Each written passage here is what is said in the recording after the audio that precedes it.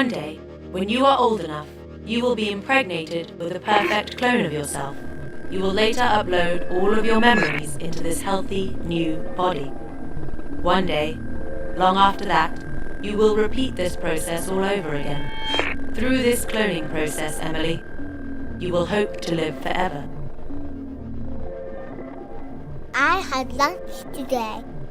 I am a third-generation Emily, contacting you from 227 years into your future, and I would like you to know that everything is going well in the transfer and cloning process, with very few signs of mental deterioration.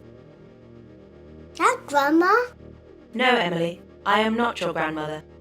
In a sense, you are mine. I am Emily. Emily.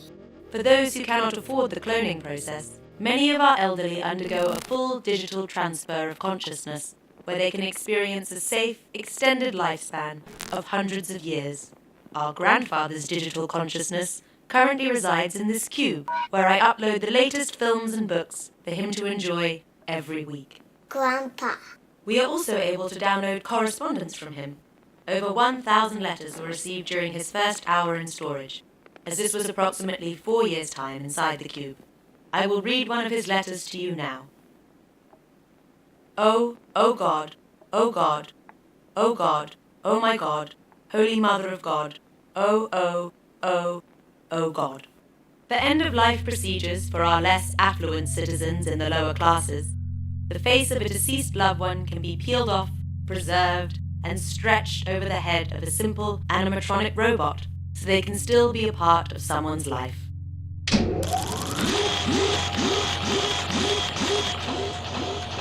Our view screens allow us to witness any event in history by reordering the light impressions recorded upon the subatomic particles that are in constant chaos all around us.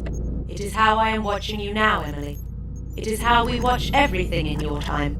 Our more recent history is often just comprised of images of other people watching view screens. Do you like my cars? How I'm contacting you today, though, Emily, is through experimental time travel.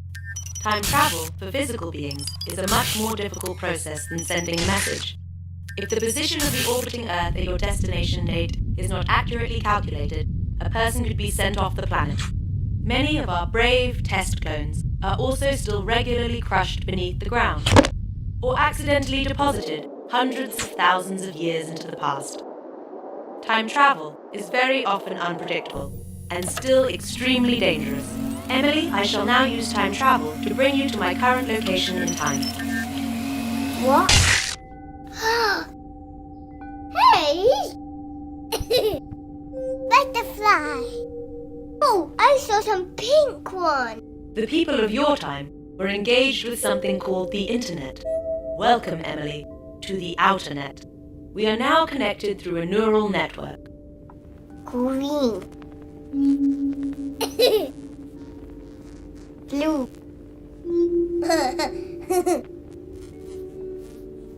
Some lines are coming out. Yes, Emily Prime, to the people of your time, our technology must seem like magic. Ooh. And brown,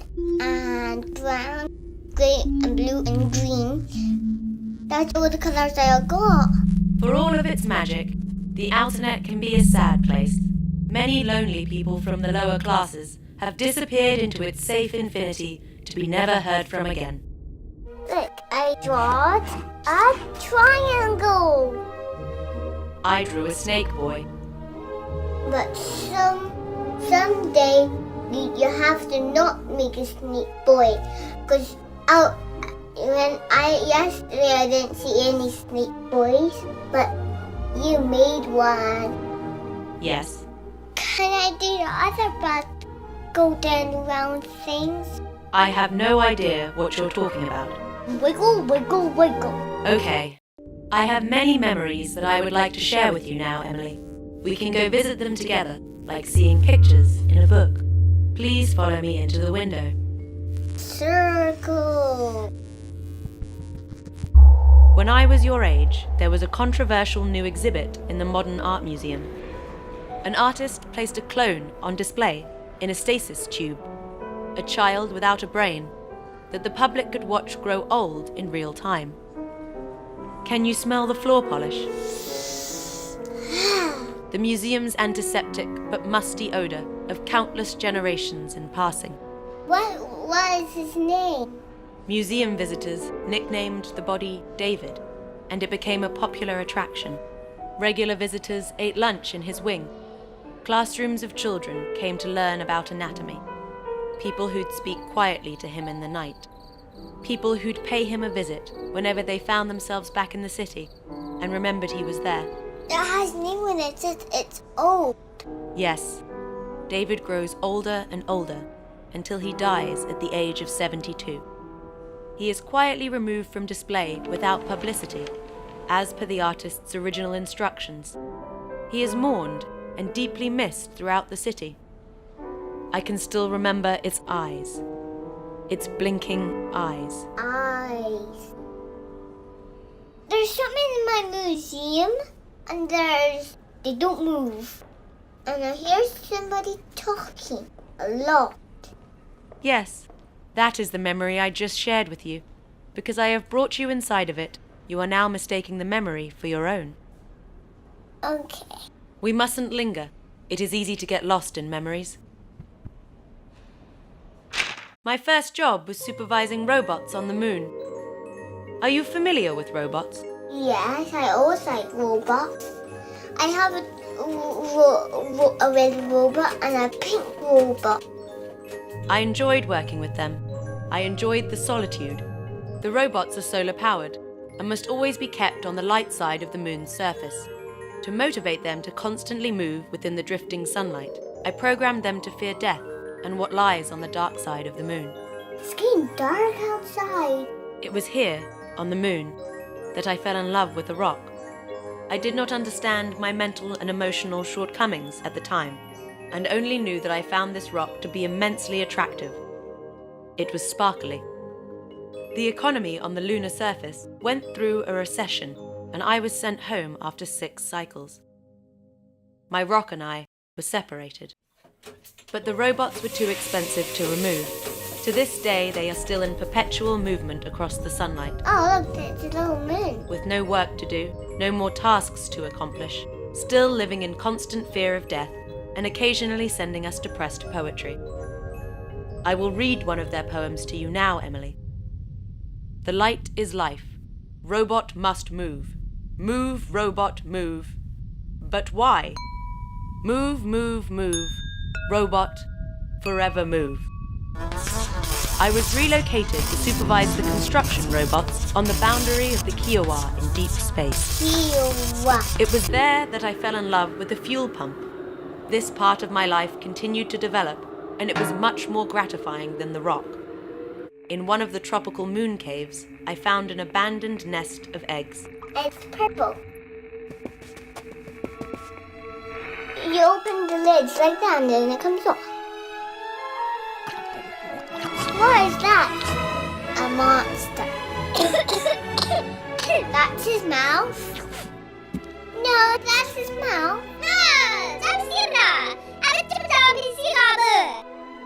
Stop it, you silly thing. I named it Simon. Simon. Yes, again you think you remember, because you are experiencing a memory from my point of view. Yeah. Simon grew up and followed me around for 7 years, saying unintelligible things. We fell in love. For vacations, we sailed in balloons on Mars. He's flying. But I missed my home. I missed something deeper. Did you miss me? Yes. At birth, I had inherited from you the memory of myself meeting you right now. What? I made a decision to be reassigned to Earth and spend more time with people. These became the happiest years of my life.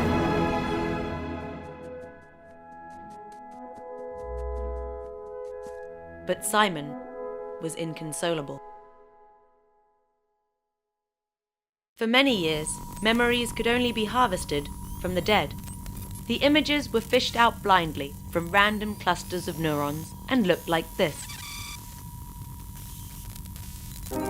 I opened an art gallery of anonymous memories, and it was here that I met my husband. He was a clone as well, from the same source as David, the boy in the tube I felt I had known all my life. Only now his beautiful, sparkly eyes were lit with the mind of his prime, a David from over 400 years ago. As an older clone, he showed many signs of deterioration. But I loved him, as though we were originals. He died suddenly, and David's line was permanently ended. That is the thing about the present, Emily Prime. You only appreciate it when it is the past. I harvested his memories, and they still bring me happiness. This is one of my favorite of his memories, and I cannot explain why. He is descending a staircase and sees a large plant blowing in the wind, flopping its fronds together in a sort of plant applause. I have viewed this memory over 6,000 times. You missed him. I do not have the mental or emotional capacity to deal with his loss. But sometimes I sit in a chair late at night and quietly feel very bad. When the night is at its most quiet, I can hear death. I am very proud of my sadness because it means I am more alive. I no longer fall in love with rocks. In 60 days from now, a meteor will strike the Earth and most everyone here will die horribly. Our wealthiest individuals are now uploading their digital consciousnesses into cubes that they are launching into deep space. Our lower classes are desperately trying to escape the meteor through discount time travel, causing untold millions to die in orbit. Their dead bodies burn as they return to Earth and now light up our night sky. What's this up in the sky? Dead bodies. Look, and another one. Yes, it is very pretty. That okay? No, they're all dead. I'll count them. 1, We are all doomed, 2, Emily Prime. 3, Even 4, those on the 5, interplanetary ports. 6. They are rumoured to be burying the 7, clones of world leaders beneath 8. the Earth. Emily Prime, there is another reason I have contacted you today. You retain an early memory that I have forgotten that was very important to me. I wish to retrieve it from you before I die. I shall extract this memory from you now.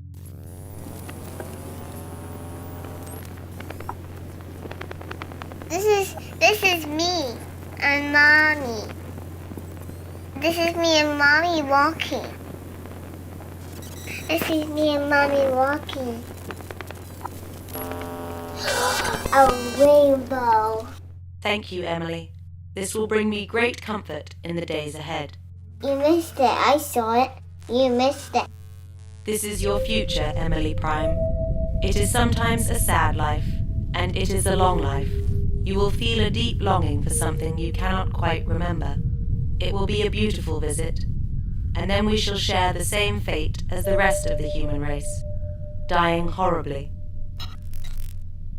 The advice I give you now is the advice I remember receiving from myself at your age in this moment, so I cannot be certain where it actually originated from. Do not lose time on daily trivialities. Do not dwell on petty detail, for all of these things melt away and drift apart within the obscure traffic of time. Live well and live broadly. You are alive and living now. Now is the envy of all of the dead. Okay. Thank you, Emily Prime. It has been an honor to meet you and a joy to emerge from your third-generation birth canal. I shall now return you to your home and current time. I will not contact you again. Goodbye.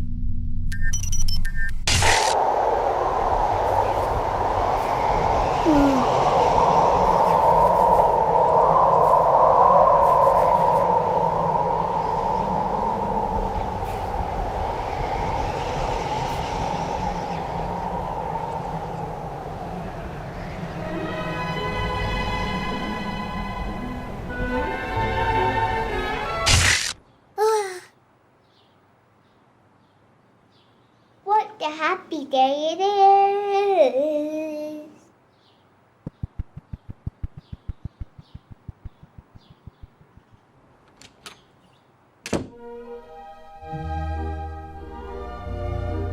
Daffodil, daffodil, daffodil.